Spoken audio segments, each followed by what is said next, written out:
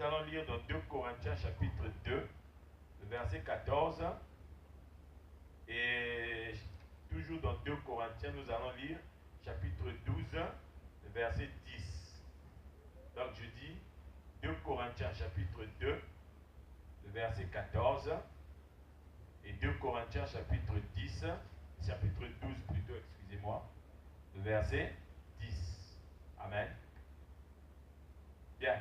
Avant de pouvoir commencer, je veux dire au peuple de Dieu ce matin, vous savez que le dernier dimanche de l'année, le dernier jour de l'année 2017, c'est un dimanche. Est-ce que vous le savez? Donc, c'est le dimanche 31. Le dimanche 31, on aura notre culte ici. Hein? Donc, dimanche 31 décembre, on aura notre culte le matin ici. Mais, une chose que nous allons faire, c'est que quand nous viendrons dimanche matin, si tu viens à pied, tu viens avec ta marmite sur la tête. Alléluia. Si tu viens à pied, tu viens avec ta marmite sur la tête, la marmite dans laquelle tu auras mis une nourriture. Parce que dimanche le 31, après le culte, nous resterons ici pour partager mon manioc. Alléluia. Hein? Et vous allez manger seulement un peu. Vous n'allez pas manger beaucoup mon manioc. Donc, si tu as une marmite, tu mets la nourriture dedans. Si tu viens à pied, tu mets sur ta tête et tu viens avec ici là. Et comme ça, on te verra arriver avec ici. On dira que bon, elle est arrivée avec sa marmite, la nourriture est là et nous allons manger. Et après, nous allons nous séparer. Amen. Est-ce que vous voulez qu'on fasse ça? D'accord? Donc, vous prévenez déjà vos amis, vous leur dites que, dimanche le 31, nous, on va manger ici. Alléluia. Bien. Et puis, j'allais vous faire passer aussi une autre information. Vous avez l'habitude de recevoir maintenant depuis un certain temps une émission qu'on appelle le Fronde du soir. D'accord? Et cette émission-là, ne gardez pas ça pour vous. Si vous avez des amis avec lesquels vous êtes connectés sur les réseaux sociaux, transmettez-leur ces émissions-là. Alléluia. Il faut leur transmettre ça, bien aimé. Même si tu constates qu'il n'a pas l'habitude de lire, mais transmets quand même. Parce qu'un jour, l'Esprit va l'interpeller, il va lire, et le jour où il va lire, c'est là où le Saint-Esprit va lui parler. Et toi, tu vas contribuer à sauver une personne. Amen. Donc, ne gardez pas ça pour vous. Et puis, il y a une chose que je voulais vous dire. Quand vous transmettez cette émission-là aux gens, ce n'est pas la peine aussi de faire la publicité. Hey, tiens, je t'ai transmis une information, c'est notre pasteur qui... Non. Vous ne faites pas ça. Hein? Vous transmettez à la point à la ligne. Maintenant, si quelqu'un te demande, mais c'est qui parle? Il ne faut pas aussi avoir honte de dire que c'est notre pasteur. Alléluia. Si on te demande, tu ne dois pas avoir honte. C'est le pasteur de l'église. Mais si on ne te demande pas, tu ne fais pas la publicité. Tu fais la publicité de Christ. Alléluia. Parce que si vous faites ma publicité, Dieu va dire, bon, donc c'est toi qui commences à dire à tes gars de faire la publicité pour toi. Moi, je ne partage même pas ma gloire avec toi. Allez, viens ici, là. Et Dieu va me rappeler auprès de lui, et vous allez commencer à pleurer. Est-ce que vous voulez me pleurer maintenant, là? C'est pas le moment, non? Hein? Donc, vous faites comme je suis en train de vous dire ce matin. Alléluia. Amen. Est-ce que vous pouvez remuer la main si vous avez compris tout ce que j'ai dit, là? Amen. Bien. Donc, ce matin, nous allons prendre nos Bibles dans le livre de 2 Corinthiens chapitre 2, le verset 14, et 2 Corinthiens chapitre 12, verset 10. Je lis. Je lis 2 Corinthiens chapitre 2, verset 14. Grâce soit rendue à Dieu qui nous fait toujours triompher en Christ et qui répand par nous en tout lieu l'odeur de sa connaissance. Alléluia. Est-ce que vous avez compris? Est-ce que vous avez compris? Hein? Nous lisons ceci, que nous rendons grâce à Dieu. Hein? Nous disons merci à Dieu. Pourquoi? Parce que lui, il nous fait toujours triompher. Et pourquoi est-ce que Dieu nous fait triompher? Dieu nous fait triompher pour que nous puissions répandre l'odeur de Christ. Alléluia. Que nous puissions répandre l'odeur de sa connaissance par Christ. Est-ce que vous vous rendez compte de ce qui se passe ici? Je vous avais déjà expliqué la dernière fois que la connaissance de Dieu, c'est Christ. Est-ce que c'est vrai ou c'est pas vrai? Je vais reprendre. Je vous avais mis deux personnes ici, là. Hein? Je vous avais mis deux personnes ici. Je vous avais expliqué que pour que ces deux personnes puissent se connaître, il faut qu'il y en ait un qui joue les intermédiaires. Est-ce que vous comprenez? Hein? Donc, nous, pour que nous puissions répandre l'odeur de Dieu, il nous faut la connaissance de Dieu. Or, la connaissance de Dieu, c'est qui? La connaissance de Dieu, c'est Christ. Donc, nous, en répandant l'odeur de Dieu, nous répandons en fait l'odeur de Christ. Vous saisissez? Donc, Dieu nous fait triompher pour que nous puissions répandre l'odeur de Christ. Mais quand on fait triompher une personne, ça veut dire qu'on lui a donné la victoire, non? Hein? Quand on fait triompher une personne, ça veut dire qu'on lui a donné la victoire. D'accord? On lui a donné la victoire. Et quand on lui a donné la victoire, ça veut dire que cette personne était en train de combattre. Vrai ou faux? Hein? Donc, en réalité, vous vous rendez compte que répandre l'odeur de Christ, c'est un combat. Alléluia. Puisque Dieu nous fait triompher pour que ce combat puisse continuer. Donc, vous voyez que maintenant, le véritable combat spirituel, ce n'est pas le feu, non. Le véritable combat spirituel, c'est répandre l'odeur de Christ. Alléluia. Je vous ai expliqué le dimanche passé que l'évangélisation, c'est un combat. Donc vous voyez que je n'ai rien inventé, puisque la Bible dit ici que Dieu nous fait triompher pour que nous puissions répandre l'odeur de sa connaissance, c'est-à-dire l'odeur de Christ. Que nous puissions annoncer ce que Dieu a fait à travers Christ pour nous. Est-ce que vous me saisissez? Hein? Donc nous sommes en train, en répandant l'odeur de Christ, nous sommes en train de répandre le témoignage de ce que Christ a fait pour nous. Donc c'est ça le véritable combat spirituel. Alléluia. Un homme qui veut s'engager dans le combat spirituel, c'est un homme qui sait que je suis en train de répandre le témoignage de Christ. C'est-à-dire, je dois faire en sorte que Christ puisse être aimé par toutes les personnes qui me verront. Alléluia. Donc, tu dois dégager l'odeur de Christ. Moi, je vais vous poser une question. Si vous venez chez moi, et que chez moi, ça sent la ferme, où on met les cochons, les boucs, les poulets, tout ça là. Si vous venez chez moi et qu'il y a cette odeur, est-ce que vous allez rester 2 heures dans ma maison? Est-ce que vous allez rester 2 heures? Non. Et connaissant comment nous sommes, beaucoup vont faire seulement 2 minutes dans ma maison, mais quand ils sortiront, ah, on était chez Salem, mais la maison de Salem, elle pue comme pas possible. Mais tu ne peux même pas résister de rester dans la maison de Salem. Pourquoi? Parce que c'est une odeur désagréable. Alléluia. C'est ce qui se passe aussi. Quand toi, qui es censé avoir la connaissance de Christ, toi qui es censé répandre l'odeur de Christ, quand tu ne répands pas la bonne odeur, les gens ne mettent pas longtemps à côté de toi. Est-ce que vous comprenez? Les gens ne mettent pas longtemps à côté de toi. On a vu des femmes tous les jours à l'église. On a vu des hommes tous les jours à l'église. Quand il y a intercession, tous les jours il est là. Quand il y a veille de prière, tous les jours il est là. Quand il y a retraite, il est là. Elle est là. Mais le mari qui reste à la maison, dit, tiens, toi, vraiment, toi, tu es une sœur en Christ, toi, tu es un frère en Christ. Même ton propre mari, il ne veut pas rester à côté de toi. Parce que l'odeur n'est pas bonne. Alléluia.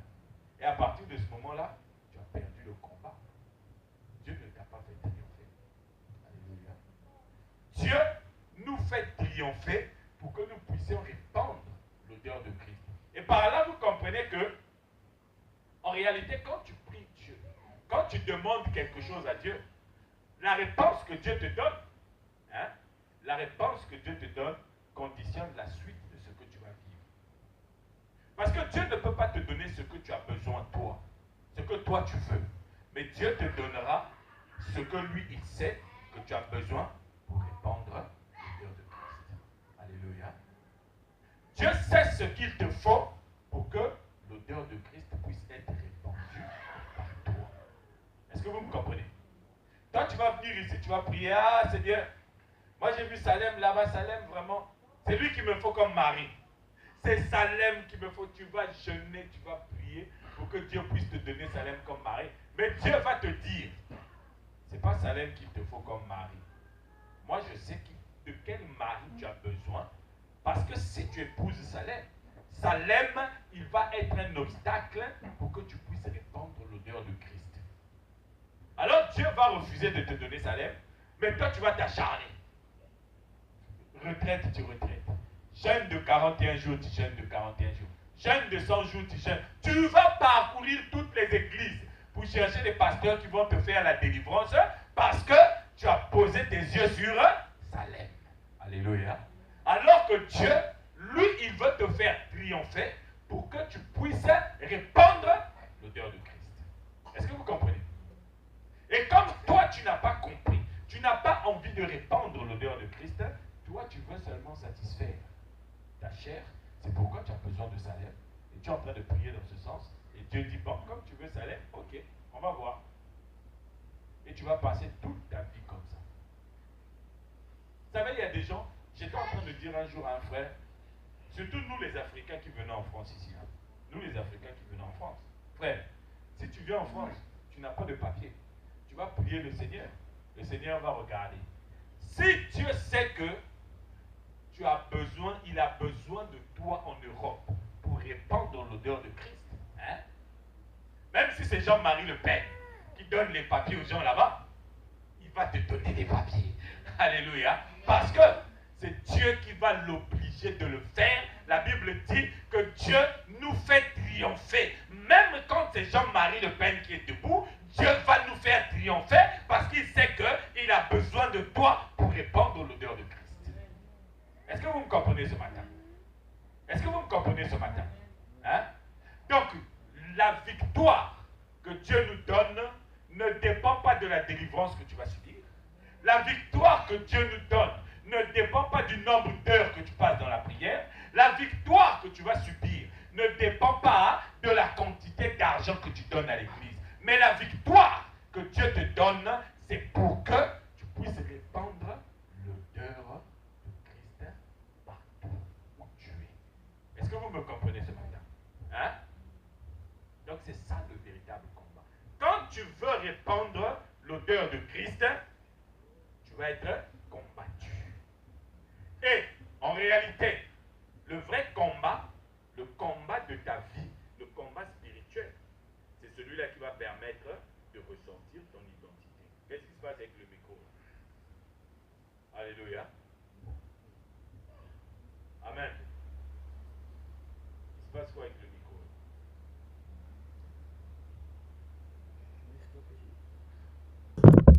Alléluia. Donc, le véritable combat spirituel pour toi, c'est ce combat spirituel qui va faire que tu vas être empêché. Tu vas être empêché de donner, de mettre en place l'odeur de Jésus. Alléluia. Est-ce que vous me comprenez? Hein? Le véritable combat spirituel, c'est celui qui t'emmène à ressortir tout ce que Dieu a mis en toi de Christ. C'est-à-dire à ressortir ton identité. Arrêtez un peu d'être distrait là. Hein? Arrêtez un peu la distraction. D'accord?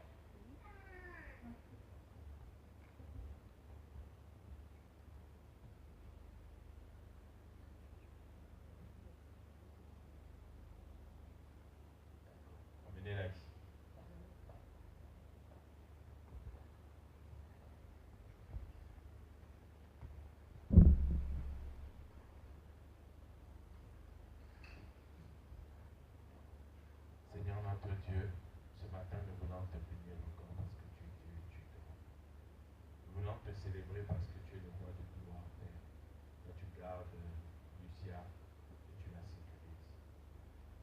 matin, Seigneur, nous voulons menacer cette fièvre qui est en train de bouger, Seigneur, cet enfant.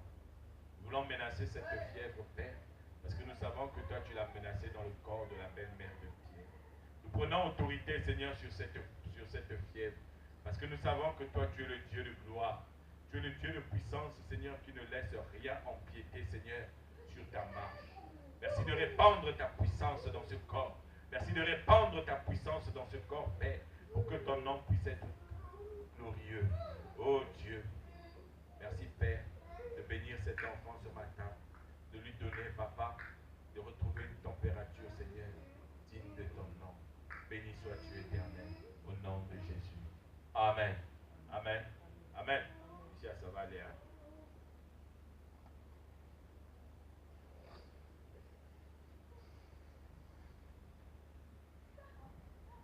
Amen. Bien. Donc, je disais ceci. Nous étions en train de dire ceci. Que le combat spirituel auquel tu vas être livré, c'est le combat qui va permettre de ressortir ton identité. Toi, tu avances ici. Viens t'asseoir devant ici. Dépêche. Laisse ton manteau là-bas. Laisse ton manteau. Tu emmènes ta Bible et tu viens t'asseoir devant ici. Bien, merci. Assieds-toi là. Bien, merci. Amen. Donc, le véritable combat spirituel auquel tu vas être soumis, c'est celui qui va permettre de remettre en place ton identité. Regardez, si aujourd'hui, moi, je vous dis que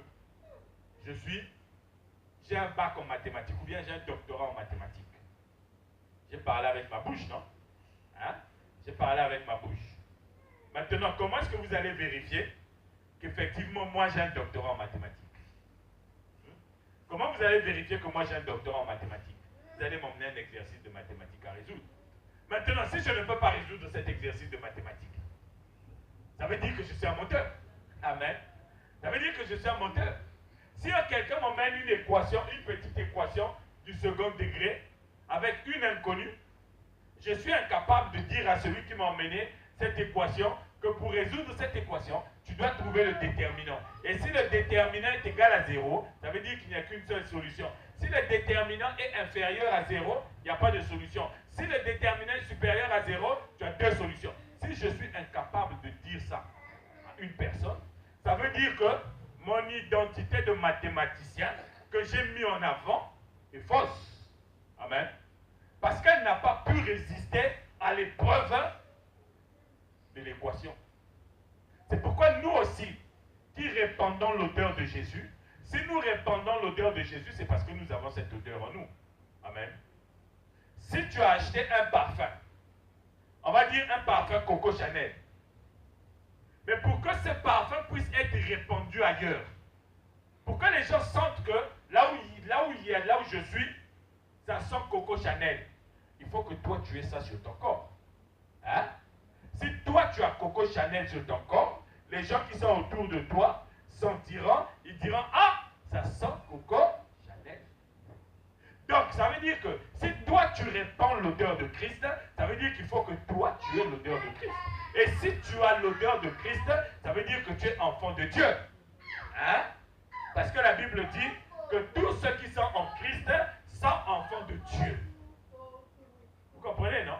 Donc, si tu es enfant de Dieu, ça veut dire que toi, tu es celui qui répand l'odeur de Christ. Ça veut dire que ton identité, c'est l'identité d'un enfant de Dieu.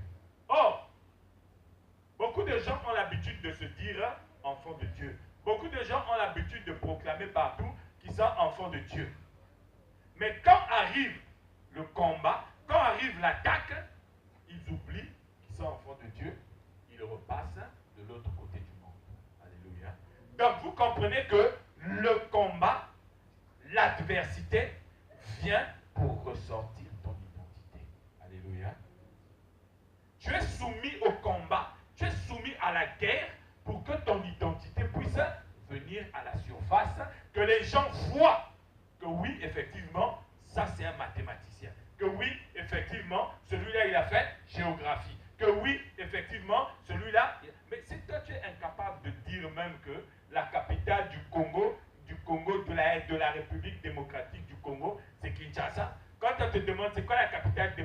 la République démocratique du Congo. Ah, je crois que c'est Brazzaville.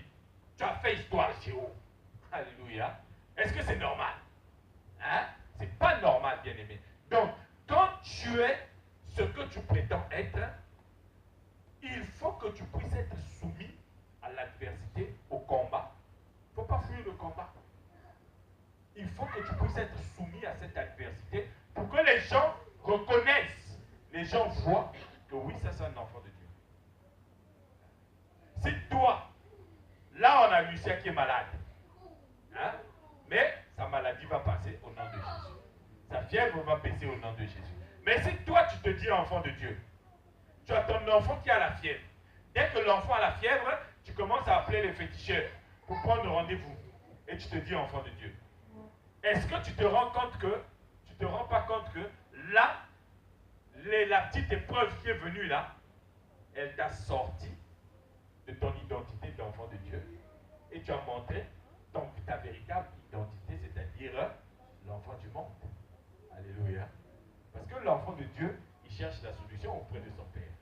Mais l'enfant du monde, il cherche la solution auprès du monde. Donc là où il y a les féticheurs, là où il y a tout, les marabouts. Amen. Donc vous comprenez que c'est dans l'adversité qu'on va savoir si tu es un enfant de Dieu. C'est quand les difficultés vont commencer à venir qu'on va savoir que tu es l'enfant de Dieu. C'est quand la guerre va se présenter devant toi qu'on va savoir que tu es l'enfant de Dieu. Comprenez-moi bien, bien-aimé. Quand tu répands l'odeur de Christ, hein, tu es en train de présenter Christ aux gens. C'est-à-dire tu es en train de montrer aux gens ce que Jésus a fait pour toi et qu'il peut faire pour eux. Mais eux, leur père, il n'est pas d'accord non plus que toi, tu puisses prendre ces enfants et les emmener chez ton père. Il ne voudra pas. Et donc là, il va te combattre. Et quand il te combat, c'est pour montrer que ce que tu es en train de dire, c'est du mensonge. Ne le suivez pas. Ne la suivez pas. Elle est en train de vous dire qu'elle est enfant de Dieu. Regardez, je l'ai bougé comme ça là. Regardez comment elle a réagi. Amen. Est-ce que vous me comprenez ce matin? Hein? Donc le combat là, c'est pour ressortir ton identité. Pourquoi est-ce que Dieu veut que tu puisses ressortir cette identité? Dieu veut que tu puisses ressortir cette identité parce qu'il sait que quand tu es combattu, il y a deux possibilités. 2 Corinthiens chapitre 12, le verset 10. On a lu 2 Corinthiens chapitre 2, verset 14. Maintenant, on va lire 2 Corinthiens chapitre 12, verset 10.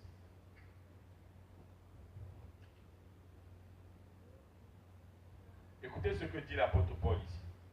C'est pourquoi je me plais dans les faiblesses, dans les outrages, dans les calamités, dans les persécutions, dans la détresse pour Christ.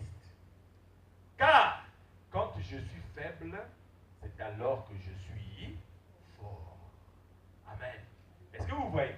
Donc, celui qui est dans les difficultés, celui qui est dans les persécutions, celui qui est dans les problèmes, celui-là, c'est celui qui est combattu. Et quand il est combattu, il ressent la faiblesse. Or, la Bible dit, quand tu ressens la faiblesse, c'est alors que tu es fort. Alléluia. Quand tu es enfant de Dieu et que tu es combattu, quand tu te sens faible, c'est alors que tu commences à devenir fort. Pourquoi? Parce que tu as une identité que tu dois défendre. L'identité qui te permet de répandre l'odeur de Christ. Alléluia. Vous savez, l'homme tel qu'il a été conçu par Dieu, il a la possibilité d'avoir deux identités. Hein? L'homme tel qu'il a été conçu par Dieu, il a la possibilité d'avoir deux identités. On va prendre encore deux passages. Colossiens chapitre 3, versets 8 à 10 et Éphésiens chapitre 4, du verset 20 au verset 22. Le véritable but du combat spirituel, bien-aimé, hein, c'est de faire en sorte que l'identité que vous êtes en train de revendiquer soit l'identité que les gens vont voir, hein, par l'épreuve de l'examen. Il faut que cette identité puisse être conforme. L'identité que vous allez revendiquer doit être conforme à l'identité que les gens vont voir. C'est pourquoi ce matin, nous allons voir quelles sont ces deux identités-là? Ces deux identités possibles dans ta vie. Colossiens chapitre 3, du verset 8 au verset 10. Je lis. Mais maintenant, renoncez à toutes ces choses.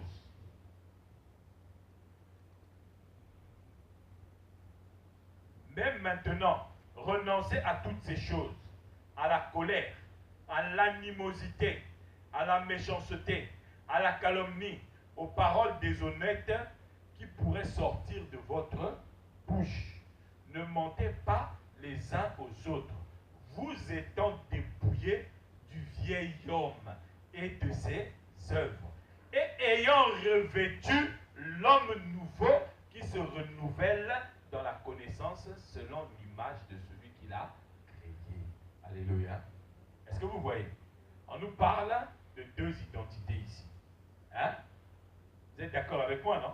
On nous parle de deux identités ici. On nous parle d'abord du vieil homme et on nous parle de l'homme nouveau. Amen. Vous savez, regardez, je vais vous dire une chose. Regardez. Quand Israël était en Égypte, Israël était esclave. Hein? La Bible nous dit dans le livre d'Exode que quand Israël était en Égypte, Israël était esclave. C'est-à-dire, Israël faisait tout ce qu'on lui imposait de faire. Israël réagissait par rapport aux ordres qu'on lui donnait. Quand on lui disait, Israël, tu fais 3000 briques, Israël fait 3000 briques. Quand on lui disait, Israël, tu fais 2 briques, Israël fait 2 briques. Amen. Mais quand Moïse est arrivé, Israël est sorti d'Égypte. Israël est allé dans le désert. Amen. Donc, Israël qui était esclave, ce n'est plus Israël qui était dans le désert. Donc, Israël ne pouvait plus faire les briques pour le roi d'Égypte. Est-ce que vous me comprenez? Hein? Israël, le vieil Israël, c'est celui qui était esclave en Égypte. Maintenant, le nouvel Israël, c'est celui qui était dans le désert, mais avec la tente. Alléluia, le tabernacle. Est-ce que vous me comprenez? Donc, l'homme qui veut répandre l'odeur de Christ, il doit savoir qu'il a deux identités possibles. Il y a l'identité du vieil homme et l'identité du nouveau, de l'homme nouveau. Alléluia. Est-ce que vous me comprenez? Hein? Maintenant, je veux que vous puissiez comprendre une chose. Quand on dit vieil homme, ça ne veut pas dire celui qui est vieux. Non, ça ne veut pas dire celui qui est vieux. Ça veut dire la première manifestation à laquelle les gens ont eu droit dans ta vie quand tu es venu au monde. Alléluia. Est-ce que toi, quand tu es venu au monde, tu connaissais Jésus? Tu ne connaissais pas Jésus? Hein? Quand tu es venu au monde, tu ne connaissais pas Jésus. Donc tu faisais tout ce que tu voulais dans ta vie. Tu allais où tu voulais. Tu avais l'odeur que tu avais choisie toi-même. Hein? L'odeur que tu avais choisie, parfois ça faisait fuir les gens, parfois ça faisait que les gens se rassemblent autour de toi. Vous savez, les SDF, même s'ils sentent mauvais, ils ont des amis qui sont là à côté d'eux. Vrai ou faux? Hein? Toi, tu ne supporteras pas d'être à côté d'un SDF parce que cette odeur-là ne te plaît pas. Mais le SDF lui-même, il a des amis qui prennent plaisir à être à côté de lui. Il y en a même qui ont des copines. Amen. Donc, quand tu étais entré dans le monde, quand tu venais d'arriver dans le monde, la vie que tu avais, cette vie-là qu'on appelle la vie primitive de ton arrivée dans le monde, c'est cette vie-là qu'on appelle le vieil homme, la vieille nature. Est-ce que vous me comprenez? Hein? Maintenant, une fois que tu as croisé la route de Jésus-Christ, tu deviens l'homme nouveau. Tant que tu n'as pas croisé la route de Jésus-Christ, tu restes toujours dans l'état du vieil homme. Or, le vieil homme, il s'exprime de la façon qu'on appelle l'homme animal. 1 Corinthiens chapitre 2, verset 14. Que quelqu'un me lise ça, s'il vous plaît. 1 Corinthiens chapitre 2, verset 14.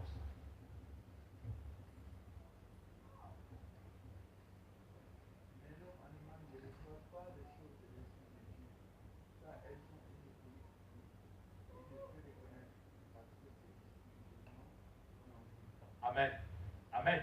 Est-ce que vous voyez ce matin ce qui se passe? On nous dit ici que l'homme animal ne connaît pas les choses de Dieu. Il ne les reçoit pas. L'homme animal, c'est l'expression du vieil homme. Le vieil homme, ton identité de vieil homme s'exprime à travers l'homme animal. Bien aimé, si tu n'as pas Christ dans ta vie, tu es un homme animal. Alléluia. Ce n'est pas une insulte, bien aimé. Ce n'est pas une insulte. Ce n'est pas non plus une provocation. Mais tu es un homme animal, au sens où l'animal a des réactions grégaires, c'est-à-dire des réactions qui ne sont justifiées par aucun mouvement de l'esprit. Je vais vous poser une question. Est-ce que vous êtes déjà passé devant une maison où il y a un chien? Hein? Vous êtes déjà passé devant une maison où il y a un chien. Quand vous passez par là, est-ce que vous rentrez dans cette maison? Vous n'entrez pas dans la maison. Mais vous êtes en train de passer. Vous verrez que quand vous allez passer, le chien va se mettre à aboyer. Et pourtant, vous êtes en train de passer seulement. Vous n'êtes pas rentré dans son territoire. Hein? Vous n'entrez pas dans son territoire, mais le chien, il fait quoi? Dès qu'il sent que vous êtes en train de passer, il se met à aboyer. Pourquoi? Parce que c'est son instinct qui lui dit, chaque fois que tu vois quelqu'un passer, il faut réagir. Chaque fois que tu vois quelque chose, il faut réagir. Donc l'homme animal, c'est comme ça. L'homme animal, quand il voit que là-bas, il y a une femme qui passe, il faut qu'il réagisse. L'homme animal, quand il voit que cet homme-là a beaucoup d'argent, il faut qu'elle réagisse. Amen. Parce que c'est ça la vieille nature, c'est-à-dire la première forme de vie qui a commencé à s'exprimer en nous quand nous venons au monde. Amen. L'homme animal, lui, les choses de Dieu, ça ne lui dit absolument rien. C'est pourquoi l'homme animal, il peut tuer sans réfléchir. L'homme animal, il va voler sans se poser les questions. L'homme animal, il va aller faire l'adultère malgré qu'il a sa femme à la maison ou malgré qu'elle a son mari à la maison. Hein? Il va aller faire l'adultère sans se poser des questions. Parce que c'est un homme animal. Il réagit comme un animal plutôt. Amen. Regardez. Allez rendre visite à quelqu'un qui a des chiens dans sa maison. Sonnez. La maison qui va vous répondre, qui va dire, ah ouais, c'est qui? Non. La première chose que vous allez entendre, c'est le chien qui va aboyer. Pourquoi il aboie? Est-ce que c'est lui qu'on est venu rendre visite? Non. Mais il aboie parce qu'il a un stimuli qui le pousse à réagir. Quand tu es un homme animal, le stimuli, n'importe quel stimuli, doit te pousser à réagir. Parce que c'est comme ça, c'est la nature. Je vous ai expliqué que Israël était esclave. Quand le roi disait brique, Israël fabriquait brique. Quand le roi disait Israël, l'eau, Israël faisait aller puiser l'eau. Quand le roi disait Israël, feu, Israël allumait le feu. Amen. Parce que Israël était esclave. Donc, notre ancienne nature aussi nous rend esclaves de stimuli. Des informations que nous recevons avec nos oreilles, avec nos yeux, avec nos bouches. Moi, je me souviens, quand j'étais à Brazzaville, mais je ne vais pas dire son nom, hein, je ne dis pas son nom. J'étais à Brazzaville, j'étais allé rendre visite à celle qui allait être ma future femme. Et pendant qu'on était en train de causer, j'entends des gens qui étaient en train de se battre. Je dis, ah, mais qu'est-ce qui se passe? Oh non, elles sont en train de se battre parce qu'on a dit à un tel que non, l'enfant qu'elle a mis au monde ne ressemble pas à son papa. Je dis, ah, elles ne se battent que pour ça. Mais est-ce que c'est vérifié? Oh non, ils ont dit là-bas que non, l'enfant là, il n'a pas le visage de son père. Dans la maman là, elle a eu l'enfant là avec un autre monsieur. Ouais. Quand tu es un homme animal, et il suffisait seulement qu'on dise que tu es sûr que cet enfant là, allez, ça te met en colère. Tu vas te battre. Et je vous dis que la personne qui était allée se battre, elle était enceinte, on dirait je ne sais pas quoi. Alléluia. Donc elle n'a même pas réfléchi que je suis enceinte, peut-être que je peux avoir un faux mouvement, peut-être que... Non. Réaction grégaire, réaction animale. Est-ce que vous avez vu ça? Hein? Le vieil homme, c'est ça là. C'est ça qui fait que quand tu entends, au lieu de t'asseoir, de réfléchir, non, tout de suite tu vas te battre. Quand tu vois, au lieu de t'asseoir, de réfléchir, tout de suite tu vas agir. Amen. Donc c'est ça l'homme animal. L'homme animal, il ne laisse pas de place pour la parole de Dieu. l'homme animal ne peut pas connaître la victoire de Dieu parce que lui, il n'a pas l'odeur de Christ et il ne peut pas la répandre. Est-ce que vous me comprenez ce matin? Hein?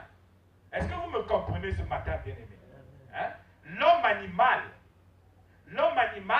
qui est l'expression de l'identité du vieil homme, celui-là, il ne réagit que du tic au tac. Quand tu l'insultes, il insulte. Quand tu donnes, comme on dit chez moi en Larry, il boit, il guérit. Est-ce que vous connaissez ça? Vous avez déjà entendu ça, non?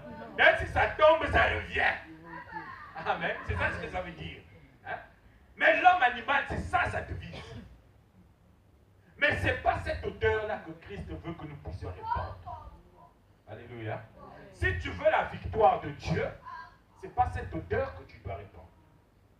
Parce que quand tu commences à dire partout que tu es un enfant de Dieu, il se pose donc la question de la deuxième identité, de l'homme nouveau. On nous dit ici que, ayant revêtu l'homme nouveau qui se renouvelle dans la connaissance. On a dit ici que la connaissance de Dieu, c'est Jésus-Christ. L'homme nouveau se renouvelle en Christ selon l'image qu'il a été créé. Alléluia. Bien-aimé, je voudrais vous dire une chose. Quand on nous dit que nous avons été créés à l'image de Dieu, ce n'est pas nous là qui avons été créés à l'image de Dieu. Amen. Ce n'est pas nous qui avons été créés à l'image de Dieu. C'est Jésus-Christ qui a été créé à l'image de Dieu. Et quand Jésus-Christ est dans ta vie, tu deviens l'homme nouveau qui a été créé à l'image de Dieu. Et étant devenu l'homme nouveau, Dieu attend de toi que tu puisses répandre l'odeur de l'homme nouveau qui a été créé en toi. Alléluia. Vous voyez, Israël, tant qu'ils n'avaient pas Jésus, ils étaient esclaves en Égypte. Mais dès qu'ils ont eu Jésus, ils ont commencé à marcher dans le désert. Je vous expliquerai c'est quoi le désert dans lequel Israël était en train de marcher. Israël a commencé à marcher dans le désert avec Jésus, l'homme qui a été créé à l'image de Dieu. Jésus là c'est qui? Jésus c'est le tabernacle que Moïse a dressé dans le désert selon ce que Dieu lui avait montré quand il est monté au ciel. Alléluia. Comme Moïse est monté au ciel, Dieu lui a dit, regarde l'homme nouveau que je vais créer. C'est celui-là qui doit marcher avec Israël quand ils vont sortir de l'esclavage. Et Moïse est descendu, il a donné cette forme-là, la forme d'une tente. Mais quand Dieu lui-même, il a choisi que maintenant, cette tente-là, elle a plus de valeur, tiens, je lui donne un corps humain. Et Jésus est venu. Alléluia. Donc Israël, quand il est sorti de l'esclavage, Israël est devenu un nouveau homme, mais qui marche avec Christ. Donc Israël maintenant, avec le tabernacle, c'est-à-dire avec l'homme qui a été créé à l'image de Dieu, Israël était combattu. Alléluia. Israël était combattu parce que ceux qui combattaient Israël, les Girgasiens, les Hétiens, les Cananéens, tous ces gens-là, ils voulaient voir si effectivement Israël nouveau était vraiment Israël nouveau qu'ils avaient en face d'eux. Est-ce que ce n'était pas Israël qui était esclave là-bas? Est-ce que ce n'était pas... Non, il fallait qu'ils vérifient que Israël effectivement est Israël nouveau. Alléluia. Donc le combat spirituel, c'est le combat spirituel qui permet de déterminer l'identité de l'homme nouveau. Alléluia. Parce que l'homme nouveau, tu as la possibilité aussi d'avoir, l'homme nouveau, il a la possibilité de s'exprimer aussi de deux manières. Il y a l'homme spirituel et il y a l'homme charnel. Prenons nos Bibles. 1 Corinthiens chapitre 2 verset 14. Allez-y encore. Relisez-moi ça s'il vous plaît. 1 Corinthiens chapitre 2 verset 14. Mais l'homme naturel ne reçoit pas les choses de l'Esprit de Dieu, car elles sont une folie pour lui, et il ne peut les connaître parce qu'il est spirituellement. Parce que c'est spirituellement qu'on en juge. Amen. Amen. Parce que c'est spirituellement qu'on en juge. Maintenant, verset 15.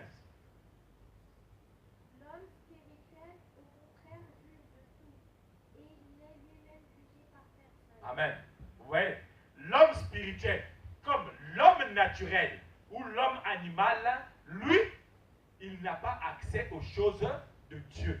Il n'a pas accès à la parole de Dieu. Pour lui, Dieu n'existe pas. Pour lui, ce qui existe, c'est sa chair. C'est pourquoi il dit, mangeant, buvant, demain nous allons mourir.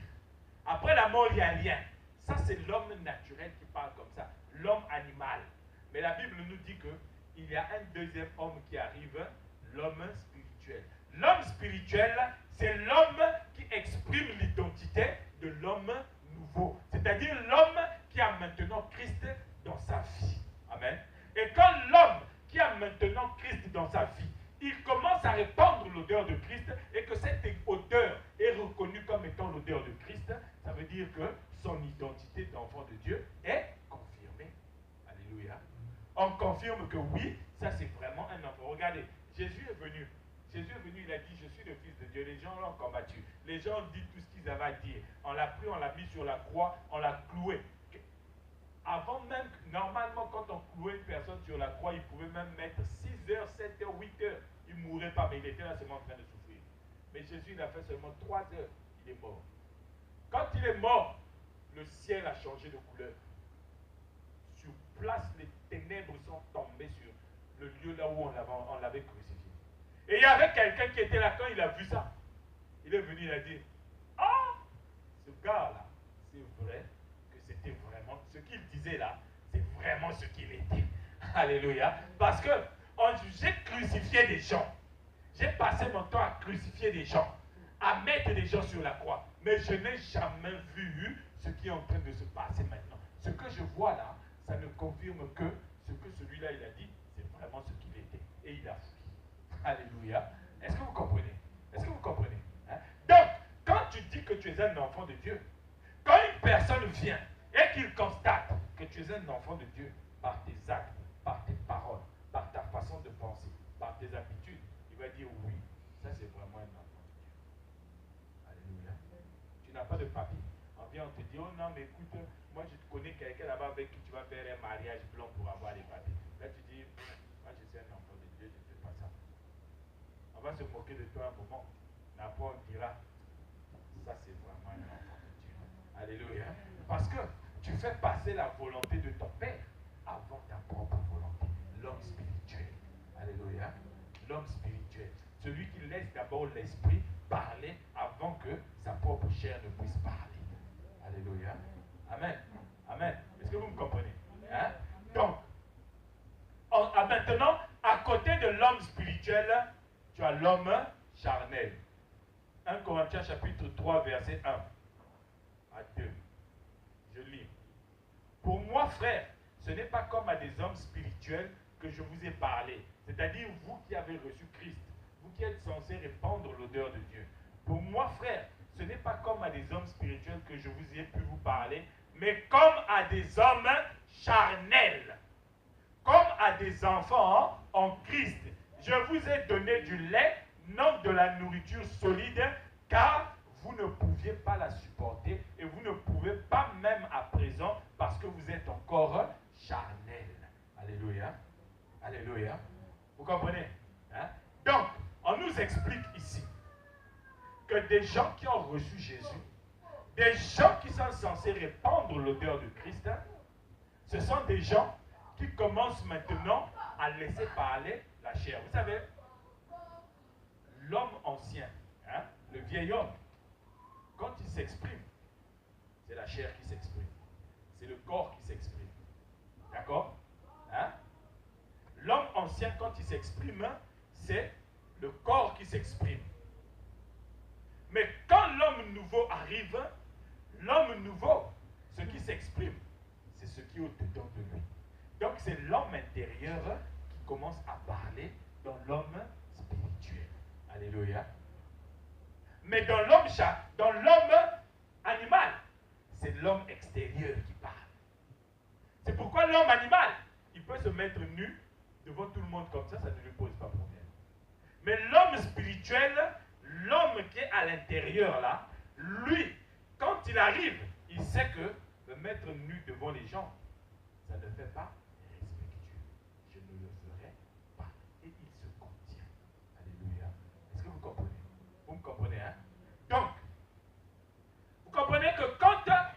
la chair qui s'exprime, c'est l'homme extérieur en fait qui est fort. Amen. Quand c'est la chair qui s'exprime, c'est l'homme extérieur qui a pris le dessus sur l'homme intérieur.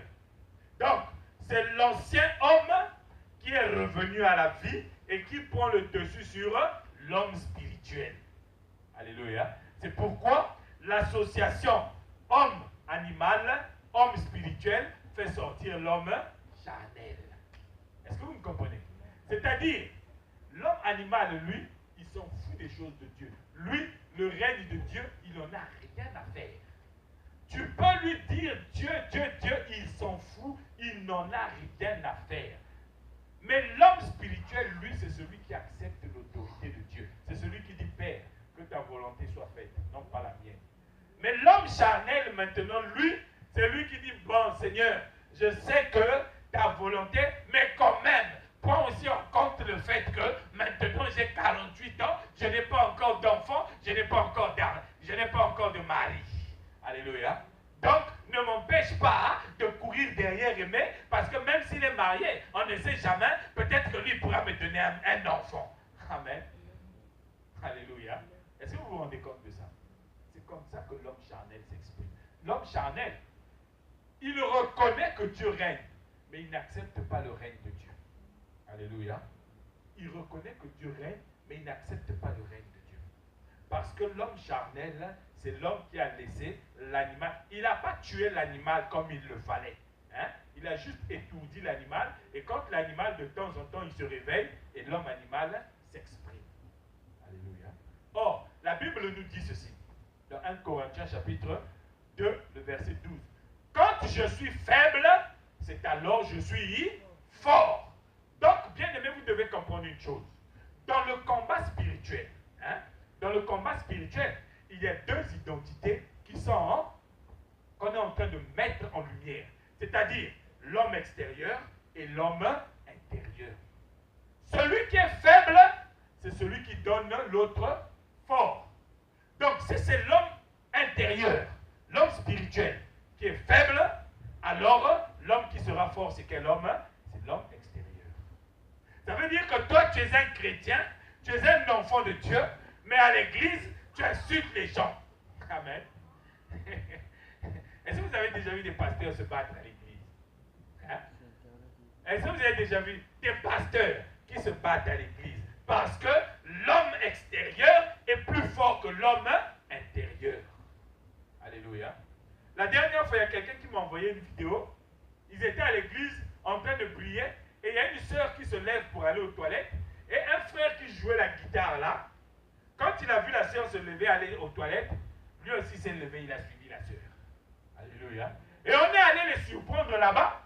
Il est en train de toucher la sœur, en train de faire des choses bizarres à la sœur, alors qu'il est marié. Amen. Est-ce que vous voyez? Vous voyez comment l'homme extérieur, plus il est fort, plus l'homme intérieur est faible. Plus l'homme charnel est fort, plus l'homme spirituel est faible. Or, la Bible dit que quand tu es faible, ça doit être la chair qui doit être faible. Car Paul, quand il dit « je me réjouis de ma faiblesse », c'est-à-dire la faiblesse de mon corps. Hein? Donc moi aujourd'hui, si quelqu'un rentre ici et commence à m'insulter, je veux me réjouir de ces insultes. Bon, après, je ne sais pas si ma femme va se réjouir qu'on puisse insulter son mari en public. Alléluia. Je ne sais pas, il faudrait lui demander. Hein? Je ne sais pas si mes enfants vont accepter qu'on puisse insulter leur papa en public. Mais moi, personnellement, si tu rentres ici m'insulter, ah, la grosse tête, on dirait le wagon là-bas. Je dis que Dieu te bénisse. Alléluia.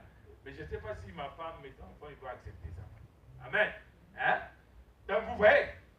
Donc, si quelqu'un vient, c'est pourquoi Jésus dit, hein, si on te gifle sur la joue gauche, donne aussi la joue droite. En réalité, ça ne veut pas dire que quand quelqu'un te gifle sur la joue gauche, dis-lui, vas-y, gifle aussi ici, là. Non, mes amis. Quand Jésus dit, si on te gifle sur la joue gauche, donne aussi la joue droite, ça veut simplement dire, il faut que l'homme extérieur puisse être faible pour que l'homme intérieur puisse être fort. Parce que c'est à ce moment-là, quand l'homme intérieur sera fort, que tu vas répandre la bonne odeur de Christ dans le monde. Alléluia. Parce que si tu ne le fais pas, tu vas être à la merci de l'homme charnel. C'est pourquoi vous voyez, il y a toujours, vous n'avez jamais remarqué qu'il y a des gens, depuis qu'ils ont commencé à prier, je ne sais pas depuis quelle année, jusqu'en 2017 là, ils ont toujours besoin de délivrance. Hein? Ils courent d'église en église parce qu'ils ont besoin de délivrance. Parce qu'en réalité, la chair, l'homme extérieur n'a pas été affaibli chez eux. Alléluia. L'homme extérieur n'a pas été affaibli. Tout ce qui les intéresse, c'est ce qu'ils voient, ce qu'ils entendent. Mais la parole de Dieu ne les intéresse pas. C'est pourquoi vous les voyez courir à gauche et à droite. Hier, il était avec nous ici, là, demain, il est là-bas. Après, demain, il est là. Ah, j'ai découvert quelqu'un là-bas. Ah, j'ai vu quelqu'un là-bas. Ah, j'ai fait quelqu'un là-bas. Amen. Ils cherchent la délivrance. Et la Bible dit que ces gens-là, ils cherchent la délivrance.